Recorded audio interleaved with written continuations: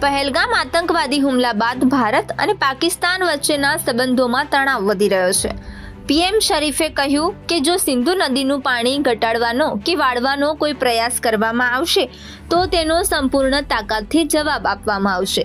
શરીફે કહ્યું કે પાકિસ્તાન માટે પાણી ખૂબ જ મહત્વપૂર્ણ છે। આ અમારા 24 કરોડ લોકોના જીવનનો પ્રશ્ન છે। અમે તેને કોઈ પણ કિંમતે સુરક્ષિત રાખીશું। શાહબાઝે કહ્યું કે પાકિસ્તાન શાંતિ ઈચ્છે છે, પરંતુ આ ઈચ્છાને નબળાઈ ન ગણવી જોઈએ। તેમણે કહ્યું કે પાકિસ્તાનને બદનામ કરવામાં આવી રહ્યું છે। પાકિસ્તાનના સૈનિકો પોતાના દેશની રક્ષા માટે સંપૂર્ણપણે તૈયાર છે। પહેલગામ હુમલા બાદ ભારતે તાજેતરમાં સિંધુ જળ સંધિ રદ કરવાની જાહેરાત કરી છે।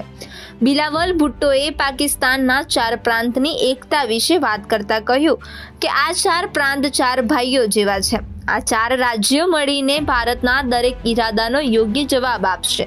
ભુટ્ટોનું આ નિવેદન એવા સમયે આવ્યું છે જ્યારે ભારતે પહેલગામ હુમલા બાદ સિંધુ જળ સંધિને સ્થગિત કરી દીધી હતી, જેને પાકિસ્તાને યુદ્ધ સન્માન ગણાવ્યું હતું।